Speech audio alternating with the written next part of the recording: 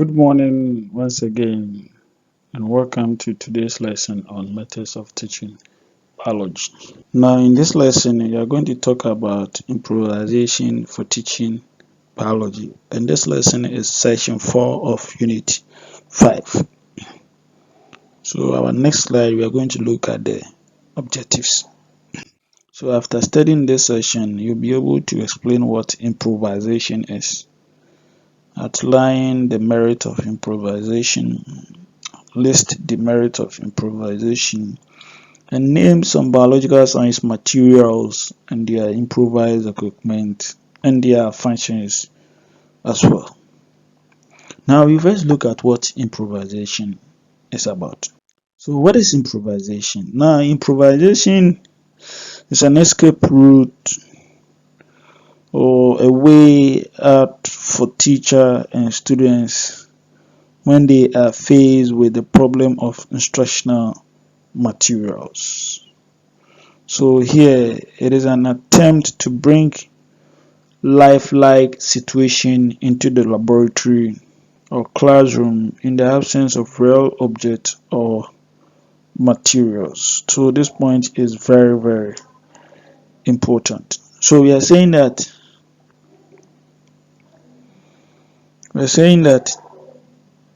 improvisation cannot serve as a substitute for ready-made materials or teaching aids. They cannot serve as a substitute.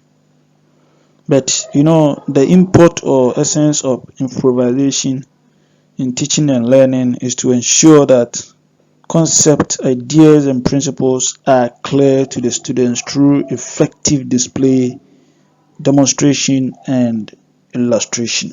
That is how it is.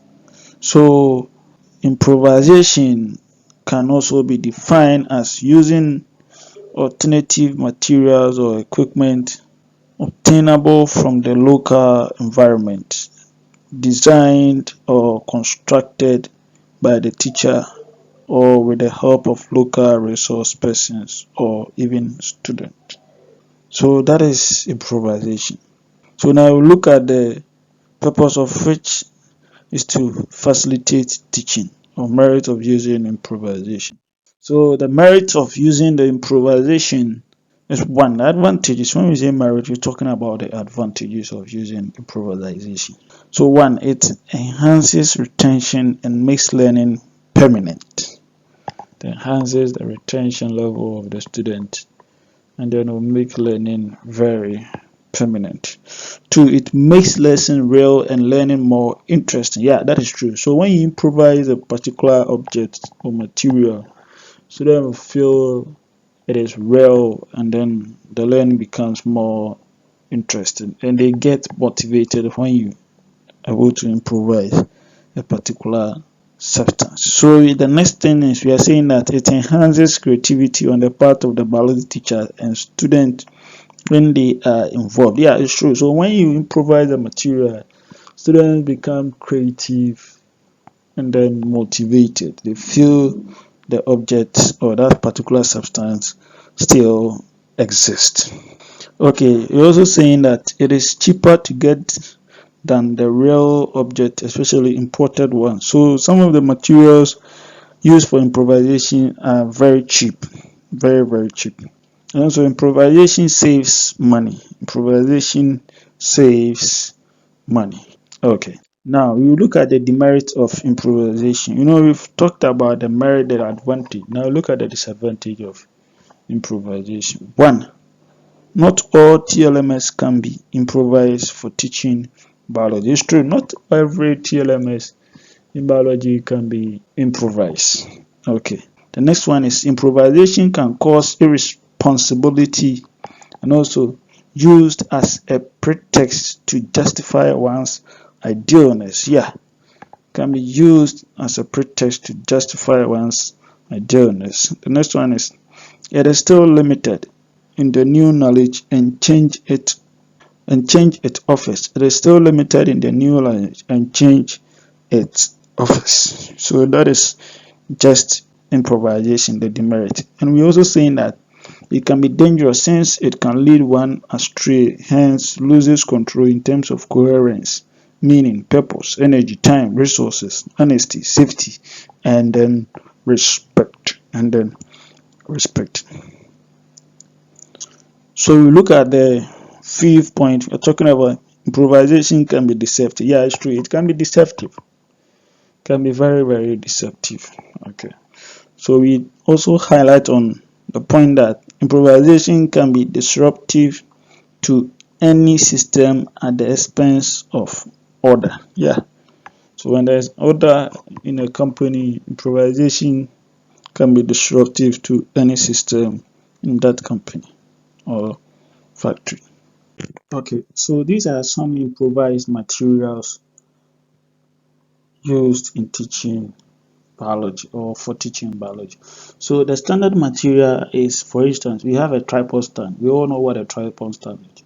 So you can improvise when the tripod stand is not available. You can use store frame for that. And then we have a Bunsen burner. Bunsen burner is not available. You can use kerosene store.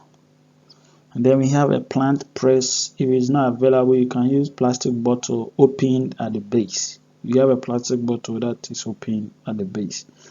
And also a DNA model. The standard equipment is DNA model. If that one is not there, you can use a wood, a plywood, a khaki cloth, or even shoe buckles for illustration in genetics. You can use also measuring cylinder. And that one, if it is not there, you can use stripped cardboard. And then you have it indicators. Indicators, if that is not available, you can use graduated babies feeding bottles. You can use these things. That one is used to indicate for acid and then base. You can use these things. So we've learned a lot in this session, and then we have to review what we've learned.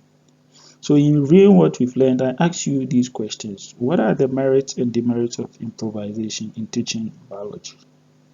And also complete the table below. So if you have a measuring cylinder, what would you improvise? And then what would you have as a standard equipment for the improvised material cover of Vaseline bottle? So you fill the table, and then I believe when you find appropriate answers to these questions, I believe it is telling me you understood this session. You can also discuss the review section on any available e-learning platform with your colleagues, either on Zoom or Google Meet.